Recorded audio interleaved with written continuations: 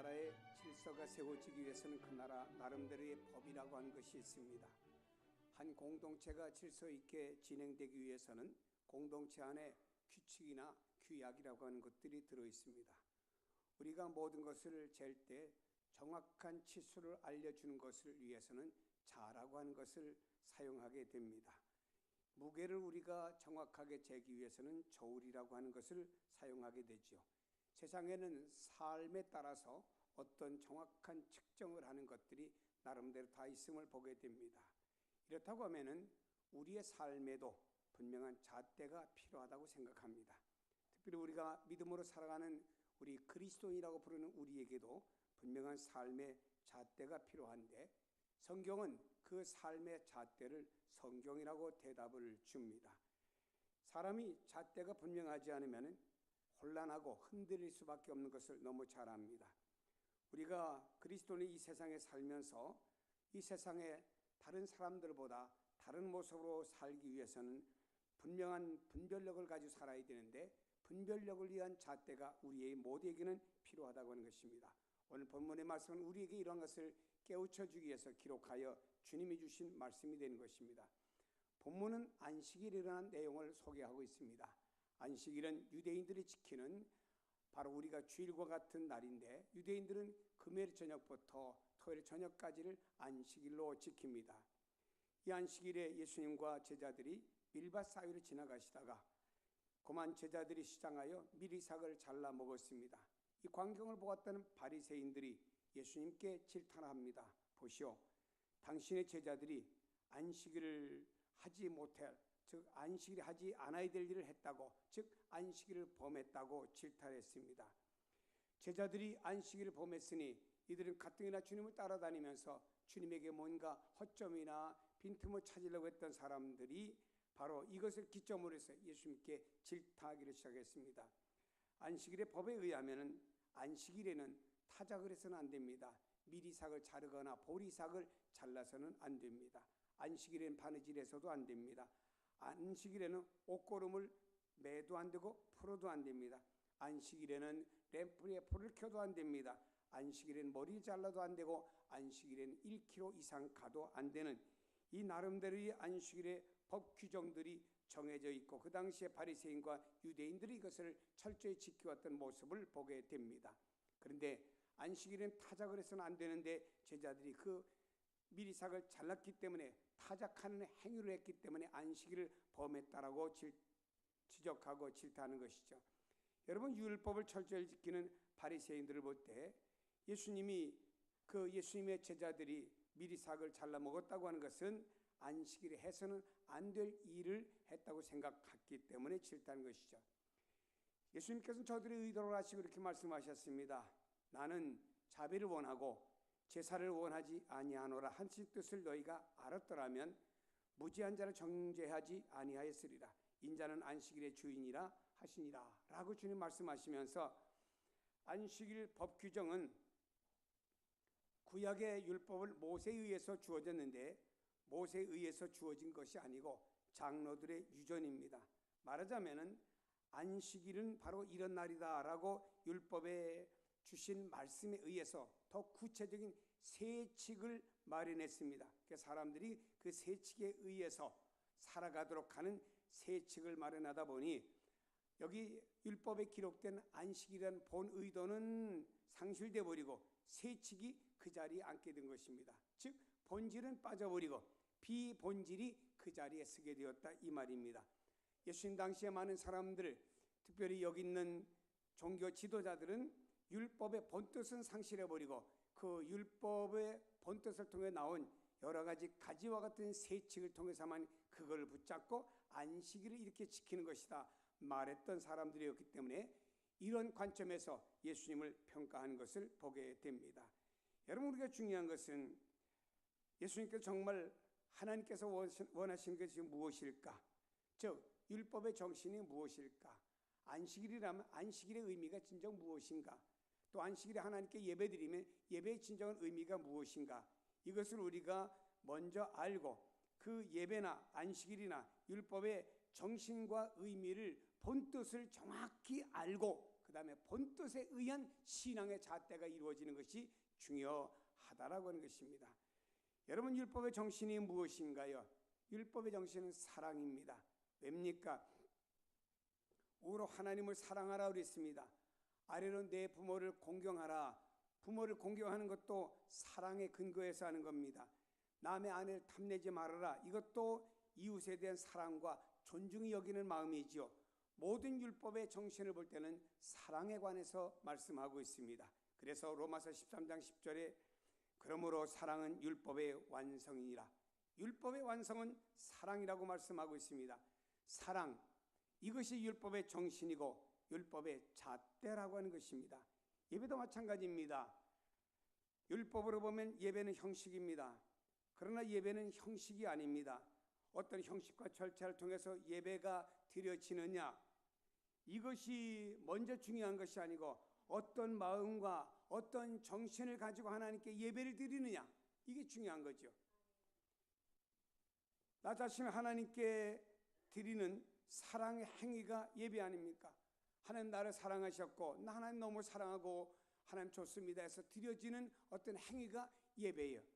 마음에 하나님 사랑하지 않고 마음에 주님 사랑하지 않으면서 이 자리에 나와서 예배 드린다고 하는 것은 하나의 형식은 있을는지는 몰라도 참된 본뜻은 상실된 것이라 이런 말입니다.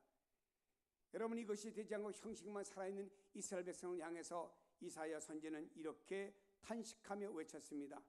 여호와께서 말씀하시되 너희의 무수한 재물이 내게 무슨 유익이야. 나는 수양의 번제와 살찐 짐승의 기름에 배불렀고 나는 수송아지나 어린 양이나 수염소의 피를 기뻐하지 아니하노라. 너희가 내 앞에 보이러 오니 이것을 누가 너희에게 요구하였느냐. 내 마당만 밟을 뿐이라. 헛된 재물을 다시 가져오지 말라. 분향은 내가 가증히 여기는 바요. 월삭과 안식일과 대회로 모이는 것도 그러하니 성회와 아울러 악을 행하는 것을 내가 견디지 못하겠느라. 이사야는 예배의 정신을 잊어버리고 껍데기만 드리는 당시의 그 예배 형식과 관해서 이사야는 신랄하게 하나님의 말씀을 가지고 책망을 했습니다. 이 모든 재물, 많은 수송아지, 양 가지고 와도 하나님이 기뻐하지 아니한다. 너희들이 뻔질나게 성전을 드나들지만 그것은 마당만 밟을 뿐이지 의미가 없다 그랬습니다. 또 너희들이 월삭을 지키고 안식일을 지키고 모이는 것은 잘 모일는지 모르지만 이것은 너희들이 헛된 것이라고 하나님의 말씀을 하고 있는 것입니다. 다시 말해 여러분이요, 예배는 형식이 아니고 예배의 중요한 것은 마음과 정신인 줄로 믿습니다. 그래서 성경 주님도 이렇게 말씀했습니다. 너희가 하나님 앞에 예배를 드리려고 헌금까지 준비하고 교회에 나왔습니다. 그러니 하나님 앞에 헌금까지 가지고 나와서 이 사람은 준비된 예배 형식을 가지고 나왔습니다. 예배하려고 엎드렸는데 갑자기 형제나 자매와 했던 관계가 안 좋은 것이 생각이 나거든. 먼저 가서 그 형제와 자매의 안 좋은 관계를 회복하고 와서 그 다음에 내게 예배를 드려야만이 예배가 하나님께 상달이 된다. 여기서 우리에게 주어진 건 뭔가요? 예배의 정신과 의미를 말씀하는 것이고 껍데기를 갖고는 안 된다라고 하는 것을 말씀해 주시는 주님의 말씀인 줄로 압니다. 오늘 바리새인들은 배가 고파서 밀이삭을 잘라먹는 것을 비난하는 것도 안식일의 정신을 잊어버리고 형식만 중요하게 생각하다 보니까 우리가 가지고 있는 율법의 형식이라는 세칙에 보면 안 맞는다. 안식일에 타작할 수 없는데 왜 안식일에 밀이삭을 잘랐느냐. 이건 타작의 행위이기 때문에 용납할 수가 없다라고 하면서 이 바리새인들이 예수님을 향하여 당신의 제자들이 어찌하여 안식일을 범하느냐 하면서 질책하는 말씀이 이래서 나오게 된 배경이라고 하는 것입니다.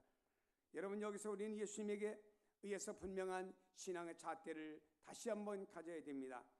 예수님이 우리를 보시는 시각과 그 기준을 통해서 우리의 신앙의 정신과 잣대가 분명해야 됩니다.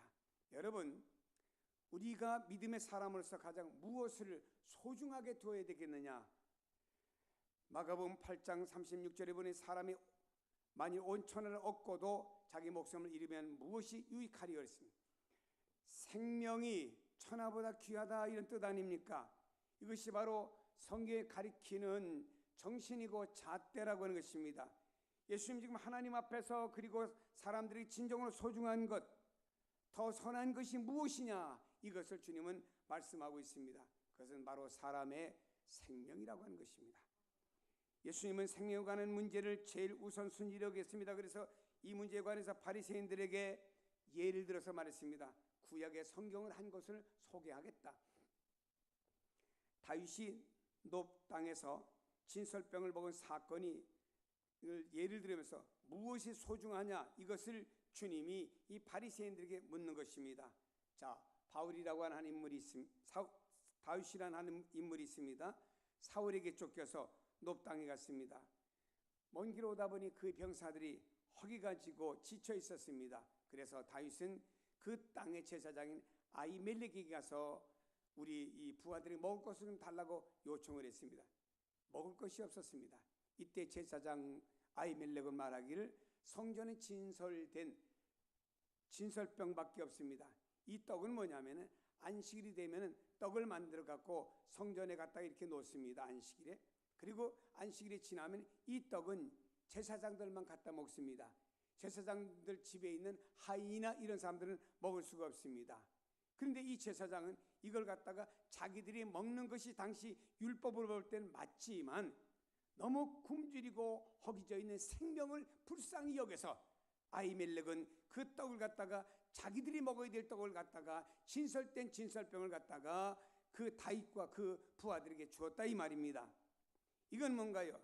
비록 당시에 보면 규정상으로는 제사장들만 먹어야 되고 맞지 않는 내용이었지만 그 순간에 자비를 베풀었다고 하는 것은 바로 굶주린 사람에게 생명에 관한 자비를 베푼 것은 바로 생명의 소중성을 말씀하는 것입니다. 그래서 하나님께서는 네가 먹어야 될 것지만 네가 먹지 않고 네가 율법에 의해서 너만 누려야 될 거지만 네가 누리지 않고 이것을 생명의 소중에서 베풀어 주어 굶주린 사람에게 먹을 것을 주었다고 하는 것은 하나님이 더 기뻐하는 일이라고 구약의 말씀을 예를 들어가지고 예수님께서는 이 무지몽매한 여기 있는 당시의 종교 지도자들에게 말씀을 한 것입니다.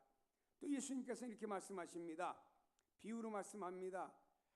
선한 사마리아 비유를 보세요. 한 사람이 강도를 만났습니다.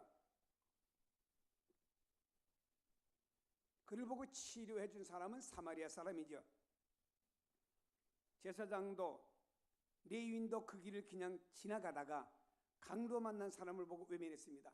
그럼 여러분들은 아니 어떻게 종교 지도자들이 요즘으로 하면 목사님이 요즘으로 하면 장로님이 강도 만난 사람을 보고 그냥 지나갈 수 있냐고 이렇게 비난할 수가 있겠죠. 그러나 여러분 그 당시에는 제사장이나 레위 사람들은 죽은 사람을 만나서 그를 만지거나 혹은 병든 사람을 만지고 나면은 그 다음에 이 사람은 가서 제사장으로서 레위인으로서 어떤 직위를 감당을 못하고 얼마 동안 속죄의식을 가진 다음에 감당해야 됩니다. 그러니까 이들은 제사장으로서 레위인으로서의 책임을 감당하기 위해서 가는 길이었기 때문에 보고도 나는 내게 주어진 직무와 책임이 중요하기 때문에 너를 못 돕는다고 그냥 지나쳤다 이 말입니다.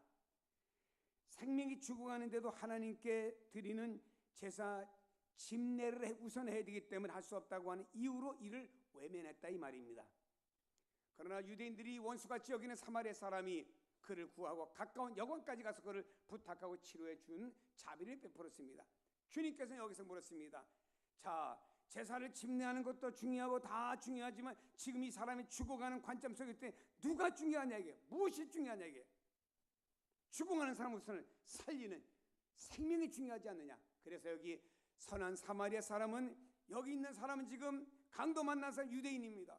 그러면요 아이고 잘되네 우리는 그렇게 괴롭히더니 잘됐어 벌받았구만 이러고 사마리아 사람들 오히려 지나가야 될 사람입니다. 그러나 자기들과 관계가 안 좋은 사람이지만 생명이 소중하기 때문에 사마리아 사람은 그를 치료해줬고 응급처치했고 여관에 데려가다 자기 돈을 투자해가면서 그를 돌보는 역할을 했다라고 하는 것은 바로 자비를 말하는 겁니다.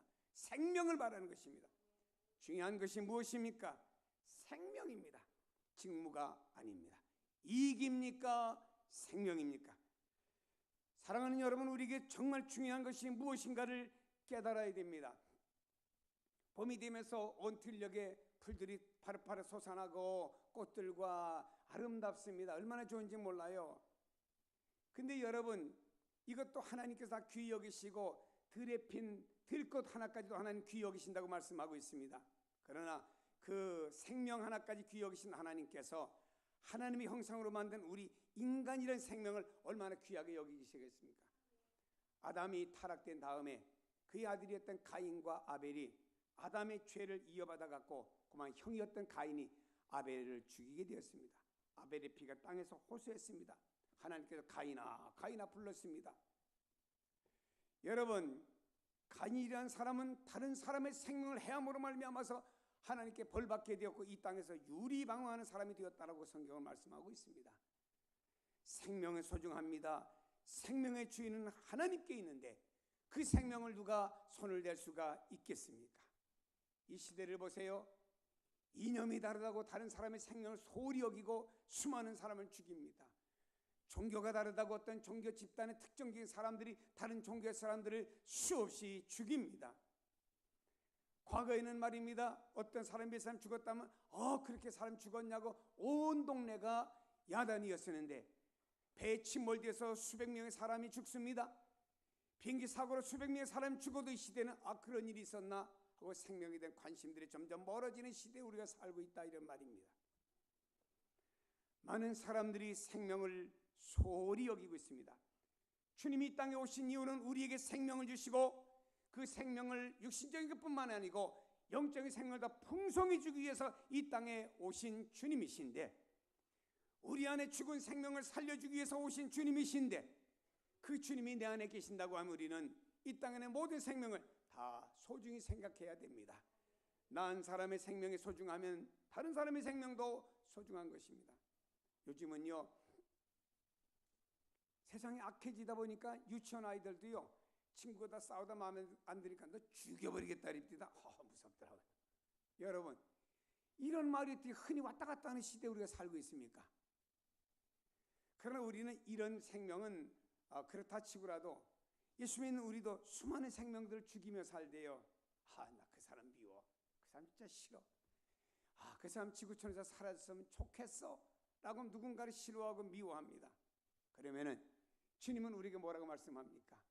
얘야, 다른 사람을 외적으로 살인한 사람이나 마음으로 살인하는 사람이나 내가 볼 때는 동등하다 이렇게 볼 거 아니겠습니까? 우리는 우리 마음으로부터 우리 삶 속에 다른 사람의 생명을 좀 소중히 여길 줄 알아야 됩니다. 어쩌다가 응급실로 그냥 베드 하나가 실려옵니다. 의료진들이 붙어가지고 말입니다. 거기는 링기를 꼬고 산소 꼽아가지고 말입니다. 와서 그 사람을 수술합니다. 한 사람의 생명을 살리기 위해서 말입니다. 한 사람의 육신의 생명을 살리기 위해서 많은 의료진들이 붙어가고 그의 생명을 살리고 나오는 그 의사의 이마에서 땀이 흘리고 그의 모습은 좋지 않은 모습으로 나오는 것은 바로 한 생명이 그것이 소중하다 이 말입니다. 여러분, 주님은 우리의 이 영적인 한 생명을 살려주기 위해서 당신의 생명을 버려주시면서 우리를 살려주셨습니다. 그 땅 우리는 난 생명도 소중하다고 생각해야 됩니다. 이 땅을 살아가면서 하나님 형상으로 만들어진 내가 망가진 나를 주님 오셔서 다시 새롭게 고쳐주시고 새 피조물 삼아주셨습니다. 이 한 생명을 좀 소중히 여기세요. 네, 이 한 생명을 학대하면 안 됩니다. 나는 하나님의 형상입니다. 하나님의 창조물입니다. 하나님 귀히 여기는 사람입니다 하고 소중히 여기고 이와 더 나아가서 우리는 다른 사람의 한 생명도 소중히 여겨야 됩니다. 선교지에 가봅니다. 선교지 가운데는 참 너무너무 연약한 환경에 있는 선교지가 너무 많습니다. 그런 선교지 가서 그 한 영혼을 세우고 한 영혼을 살리겠다는 선교사들의 그 참 기도와 헌신과 수고는요 말할 수 없습니다. 그다음에 선교사들이 자신은 병들고 자신은 풍토병 걸리고 환경에 적응하지 못해서 또 우울증 걸리고 이런 사람들이 하나둘이 아닙니다. 왜 그렇습니까? 그 한 생명을 소중히 여기기 때문에 그렇다 이 말이에요. 여러분, 우리는 한 생명 소중히 여깁시다. 이 사회가 그런 사회로 가야 됩니다. 이 사회가 갈수록 생명을 너무 경홀히 여기는, 하나님께서 볼 때 이 땅에 사람을 죽이는 무기를 잔뜩 만드는 그런 나라를 하나님 좋아하겠습니까? 하나님은 과학과 문명을 통해서 사람의 생명을 살려주고 연장시켜주는 그런 기계를 좋아하겠습니까? 우리는 하나님 앞에서 이 시대를 바라보며 우리가 다른 것도 중요하지만 한 생명을 소홀히 여기지 말고 소중히 생각해야 됩니다. 무엇보다 우리는 영적인 생명을 소중히 여겨야 됩니다. 난 사람의 영적인 생명도 소중하지만 다른 사람의 영적인 생명을 소중히 여겨야 됩니다. 그래서 나 때문에 한 영혼이 실족하거나 주님 앞에서 멀어지는 일이 없도록 우리가 나 한 사람 때문에 오히려 다른 생명이 살지언정 다른 생명이 손해보는 일이 없도록 해야 된다 이 말입니다. 그렇습니다. 그래서 주님이 우리에게 말씀하셨어요. 나를 따라오려거든 너를 부정해라. 그 이유는 다른 게 아닙니다. 내가 살다 보면 다른 생명에게 오히려 안 좋은 감정을 줄 수 있으니까 내가 부정되어지고 오히려 다른 생명을 살리는 일에 쓰임받아 그랬습니다. 사랑하는 성도 여러분이요, 여러분 때문에 많은 생명의 영육에 살아나고 영육에 많은 사람의 생명에 도움을 주는 일에 쓰임받기를 축복합니다. 주님께서 양의 무리에 있는 사람을 칭찬하셨습니다. 주님 말씀하셨습니다. 목마른 자에게 냉수 한 모금 준 것도 내게 준 것이라. 왜입니까? 사람이 목말라 할 때 물 한 모금이 생명을 주는 것 아닙니까? 다시 말해 내가 다른 사람이 먹을 걸 주고 입을 걸 주었고 마실 걸 주었다면 다른 사람의 생명을 돌아보았기 때문에 너는 양의 물이다라고 그랬습니다. 우리 주변에 생명 문제로 고통받는 사람들이 많이 있습니다. 이웃들이 있습니다. 그들이 우리의 이웃이고 내가 돌봐야 될 대상이라고 하면 그들의 영혼이고 육체고 모든 생명을 세워 우리가 뭔가 이 땅에서 섬기고 베푸는 값진 일을 할 때 주님께서 여러분을 귀하게 보시리라 믿습니다. 다음에 중요한 것은요, 사랑과 생명과 은혜 아래서 되어지는 것인데 예수님이 율법을 모르는 것이 아닙니다. 예수님이 율법의 1점이라도 없애지 못한다고 말씀했습니다. 그리고 예수님 그 율법을 완성하기 위해서 이 땅에 오셨다고 말씀했습니다. 그러나 예수님 여기서 사랑이 없고 은혜가 없고 율법의 형식만 보고 따지는 강팍한 외식을 책망하는 것입니다. 여러분 우리가 기억하십시다. 교회가 제도도 있고 이 사회가 제도도 있고 다 좋아요. 그러나 그 제도나 형식만 갖고 따지고 뭐하고 하다 오히려 그 생명의 문제가 되고 또 사랑의 문제가 되면 이건 도움이 안 됩니다. 먼저 우리에게는 의의가 필요합니다. 윤리적인 면이고 도덕적인 면이고 진실입니다. 이것은 법을 초월한 문제지요. 법이라고 하는 건 의롭지 않습니다. 어떤 법은 냉정하죠. 차갑습니다. 법관들을 보세요. 싹 웃고 여러분 재판하겠습니다. 이런 사람 봤어요? 딱 서가지고 어미하게 법관들이 뭔가를 집행하지 않습니까? 그래서 법정에 들어서면 나도 모르게 서늘해지지 않습니까? 그러나 법보다 상위에 있는 법은 윤리고 도덕입니다. 그러나 윤리 도덕보다 더 상위에 있는 것은 하나님의 말씀, 성경인 줄로 믿습니다. 그러면 우리는 하나님의 말씀에 하나님 뜻에 어긋나지 아니해야 된다 이 말입니다. 그러나 하나님의 말씀과 하나님 뜻에 어긋나지 않는 모든 것들은 어디입니까? 사랑에 기반해야 된다라고 하는 것입니다. 사랑이 없는 의는 책망, 판단, 그 어떤 정죄 끝나고 맙니다. 사랑이 없게 되면 끝나고 맙니다. 여러분, 교회도 또 성도들 개인도 그렇습니다. 사랑이 다 식어지면 뭐가 의무만 남아요. 가정에서도 사랑이 식어지니까 부부라고는 의무만 남아요. 사랑이 식어지니까 부모와 자녀라고는 의무만 남습니다. 교회 안에 사랑이 식어지니까 의무를 가지고 예배드리고 의무를 가지고 봉사하고 의무를 가지고 무엇을 합니다. 의미가 없습니다. 모든 것 위에 사랑이 있어야 되고 내가 주님의 이름으로 어떤 일을 하나 행해진다고 이것은 내 안에서 주님의 그 사랑의 뜨거움 속에서 뭔가 표출되어지는 내용이 되어져야 되지 그냥 의무로만 하면 아무런 영향력이 없다라고 하는 것입니다. 그 때문에 사람이 사랑이 없이 의를, 사랑이 없이 책망을, 사랑이 없이 판단과 정죄를 하다 보니까 여기에는 말입니다. 모든 사람은 죄인으로만 만들어버려요. 비록 부족하고 온전하지 못한다고 해도 우리는 사랑으로 책망하고 사랑으로 용납하고 사랑으로 용서할 수 있어야 됩니다. 성경은 우리에게 말씀합니다. 우리가 아직 죄인 되었을 때 주님이 우리를 위해서 죽어주심으로라고 말씀합니다. 이 시대에 부족한 건 이것이라고 봅니다. 이해의 폭이 너무 없어요. 용납의 폭이 너무나 없습니다. 기분이 내키지 않으면 자기의 코도가 맞지 아니하면 자기의 손해가 가해진다면 다 스톱더랍니다. 그러니까 기분이 내키면 교회도 가고, 기분이 내키면 봉사도 하고, 내가 내키면 이것도 하고, 안 내키면 안 하고. 그래서 이 모든 게 안 되면은 내가 또 내 폭이 좁은 속에서 잘못됐다, 틀렸다 다 앉아서 평가는 얼마나 잘하는지 모릅니다. 성도 여러분, 남을 판단하고 정죄하는 잘못은 범하지 맙시다. 왜냐?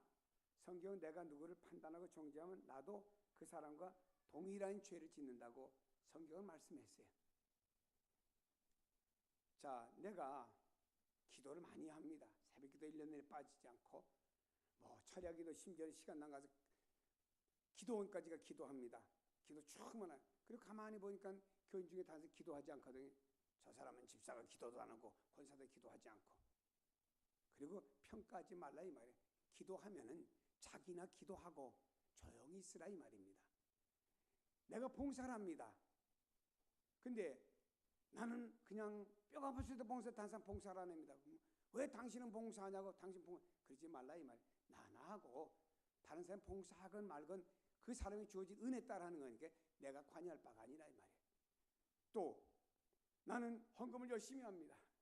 여의도 있고 그래서 다른 사람은 헌금을 못해요. 어떻게 다른 사람 헌금도 안 하고 뭣도 안 하냐고. 그거 가지고 정죄하지 말라 이 말입니다. 내가 열심히 예배 나옵니다. 근데 누가 예배 또 못 나오는 사람이 있어요. 그럼 못 나온다. 그거 가지고 또 왜 당신은 예배도 못 나오냐고 정죄하지 말아요. 여러분, 다 역할이 다릅니다. 우리 지체에 눈은 보는 역할이고 입은 말하는 역할이고 손은 봉사하는 역할이 다르잖아요. 하면 다 역할 따랐으니까 어떤 사람은 기도하고 어떤 사람은 봉사하고 어떤 사람은 헌금도 하고 어떤 사람은 말입니다. 또 다른 역할 다 하면서 자기 역할을 하면서 이 지체가 몸인 교회를 건강하게 만드는 거니까 내가 어떤 특정적인 일을 잘한다고 해서 남을 평가하지 말라 이 말입니다. 보세요. 여기 있는 바리새인들은요. 자기들은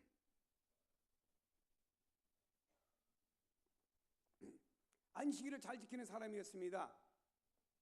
안식일에 1km 이상 길도 가지 않았습니다. 안식일에 미리삭도 자르지 않았습니다. 안식일에 옷걸음도 매지 않았습니다. 철저히 지켰거든요. 근데 철저히 지키면서 보니까 예수님의 제자라고 하는 사람들이 안식일에 가서 미리삭을 자르니까 너희들 왜 안식을 범하느냐, 안식일에 범한 추수를 왜 하느냐라고 책망한 것이죠. 그러나 주님은 거기서 범했다 안 범했다 그걸 말씀한 것이 아니고 성경의 본뜻이 무엇이냐, 생명과 사랑 아니냐. 근데 생명이 너무 굶주리니까 그걸 먹은 것은 구약의 제사장만이 먹을 수 있는 그 진설병도 먹도록 허약한 사랑이 있었는데 사랑에 빠진 이런 율법의 형식만 갖고는 아무런 의미가 없다고 주님이 책망하는 말씀 아닙니까? 여러분, 우리가 기억해야 됩니다. 내가 이 땅에서 신앙 안에서 갖는 어떤 특정적인 것을 잘한다고 해도 다른 사람은 다소 그게 부족하다고 해도 내가 잘하는 걸 가지고 여기 있는 바리새인처럼 옳으니 그르니 하지 말라는 말씀의 정신을 기억하시기를 축복합니다. 이래야만이 내 신앙이 온전히 쓸 수가 있는 거예요. 또 비교를 잘하는 분들이 있어요. 어느 게 부목사님 두 분이 부임을 했습니다. 서로 다르게 뽑았어요. 한 분은 아주 씩씩한 부목사님이고 한 분은 조용한 분을 뽑았습니다. 교인들의 반응은 두 가지로 왔습니다. 조용한 목사님이 설교할 때 부드럽게 합니다. 온 교인들이 야, 우리 목사님 참 말씀 부드럽게 잘해, 참 좋다, 이런 부류가 있습니다. 그럼 또 반대는 아따 설교라고 해 졸려 죽겠네. 똑같은 반응인 분이 설교인데 이래요. 또 한 분은 시원스럽게 예비인도하는 목사님 있으니까는 교인들 일부는 야, 그 목사님 설교는 속이 다 시원해 하니까 옆에 있던 사람들 시끄러워 죽겠네. 어디에 맞춰요? 비교하지 마세요, 여러분들. 그 사람이 주신 은사와 은혜 따라 하는 거지. 왜 내 기준에다 비교를 합니까? 그리고 내가 왜 평가를 합니까? 그건 우리 하나님 앞에 무지 잘못하는 행위라 이 말입니다. 여기에 이들이 말입니다. 바리새인들이 자기들이 율법의 세칙을 잘 지켰습니다.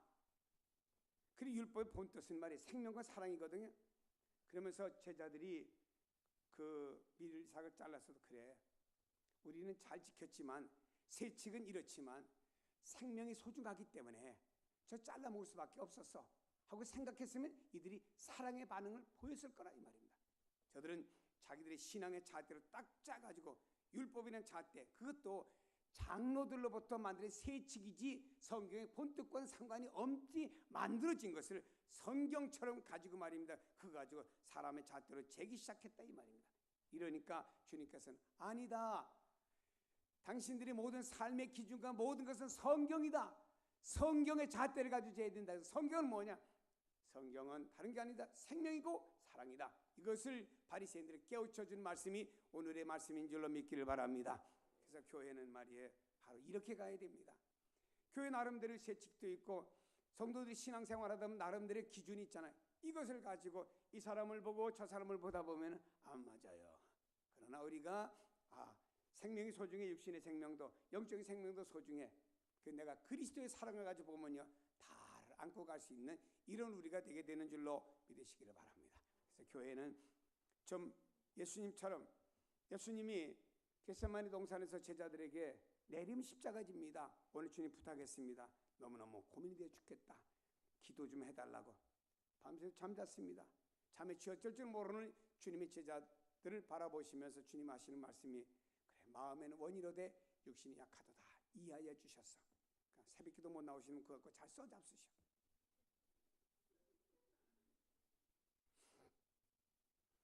주님은요, 탕자의 비유를 통해서 우리에게 사랑을 가르쳐 주십니다. 집에서 아버지 말씀을 잘 듣고 순종한 아들도 귀하지만 탕자, 참 엉망 아닙니까? 다 탕진하고 돌아온 아들, 옷도 남나고 냄새나고 아버지가 허그할 수 없는 그런 아들까지 아버지는 허그하면서 죽었던 내 아들이 돌아왔다.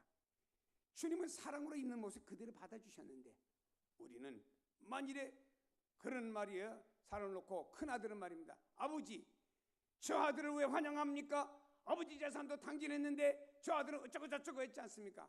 그러나 아버지는 큰 아들의 말을 들은 채만치 하고 생명이 소중하기 때문에 돌아온 탕자라는 생명을 아버지는 사랑으로 안아주신 거라 이 말입니다. 우리는 안을 수 없는 사람들이 많지만 그리스도의 사랑을 가지고 저들을 안아주고 사랑해 주어야 됩니다. 그리고 여러분, 주님께서는요 이렇게 말씀하셨습니다. 이스라엘 중에도 이만한 믿음을 만나보지 못했다. 칭찬하고 격려해 주는 것을 가지고 주님은 훈련도 많이 해주신 줄로 압니다. 사랑하는 여러분, 우리가 성경의 본질과 기본이 무엇인가를 알고 우리 믿음 생활에 유익을 얻어야 됩니다. 예수님 말씀했습니다. 사람이 만일 온 천하를 얻고도 자기 목숨을 잃으면 무엇이 유익하리요? 천하를 얻었지만 목숨을 잊어버린다고 무슨 유익이 있겠습니까? 여러분, 만약 여러분에게 혼자 있는데 누가 추럭으로 돈 하나 가득 갖다 주었는데 그거는 얻었지만 목숨을 잊어버린 그 물질이 무슨 유익이 있겠습니까? 물론 이렇게 생각해, 자식에게 주면 되지, 할 말 없습니다. 그런 뜻이 아니고요. 여러분, 다른 거 다 있다고 해도 생명을 잊어버린 소용이 없잖아요. 우리가 진정 얻고 가져야 될 것이 무엇인지를 말씀합니다. 여기에 사람이 온 천하를 얻고도 자기 목숨을 잃으면 무엇이 유익하려? 유익이라는 말은 오펠레오라는 말인데 이 말은 이런 말입니다. 따라합시다. 더 소중한 것을 얻고 덜 소중한 것을 잃어버렸다면 유익이라, 이런 말이에요. 더 소중한 것을 얻었습니다. 그리고 덜 소중한 것을 잊어버렸으면 이 사람은 유익이라, 이런 말입니다. 사람이 건강은 좀 잊어버렸어도 생명이 살아있으면 이게 유익이죠. 더 소중한 것이 무엇입니까? 생명을 말하는 것입니다. 생명을 잃고 덜 소중한 천하 재물을 얻었다면 무슨 유익이 있겠습니까? 물질을 얻기 위해서 하나님 잊어버립니다. 눈앞에 있는 이익을 위해서 사람을 잊어버립니다. 명예와 탐욕을 얻기 위해서 목숨을 잃었다고 하면 아무런 의미가 없습니다. 오히려 그 반대이어야 됩니다. 천하를 잃고 재물을 잃더라도 생명을 얻어야 됩니다. 한쪽 눈을 빼서라도 생명을 얻어야 되죠. 생명은 천하보다 귀하기 때문입니다. 그래서 기독교를 가리켜 생명의 종교, 거기다가 부활의 종교라고 말씀을 하는 것입니다. 예수님께서 40일 금식기도를 마치신 다음에 천하를 얻을 수 있는 기회가 되었습니다. 마귀가 예수님 높은 곳에 내려올라서 내게 절 한 번만 하면 이 모든 걸 네게 다 주겠다라고 그랬습니다. 여러분, 그러나 주님은요 천하를 얻는 눈앞에 있는 모든 것에 현혹되지 않았습니다. 눈앞에 있는 물질 세계 모든 부동산의 천하가 중요한 것이 아니고 주님은 주님 앞에 있는 생명을 보여줬습니다. 하늘의 밀이 땅에 떨어져 죽음으로 말미암아 많은 생명이 살아나는 그것을 보시고 주님은요 십자가의 길을 가신 분인 줄로 믿으시길 바랍니다. 우리 앞에 있는 문제를 이렇게 보고 삽시다. 어떤 문제든지 간에 측정할 때 이게 생명을 위한 것이냐, 그리고 여기 의와 사랑이 담겨져 있느냐, 그리고 이것이 하나님 앞에 유익한 것이냐 내게만 유익한 것이냐, 하나님 말씀 안에서 하나님 앞에서 보고 거기에 가치와 판단과 기준을 삼고 살아갈 때 여러분을 통해서는 생명과 사랑이 충만히 넘치는 역사가 일어날 줄로 믿습니다. 기도하십니다.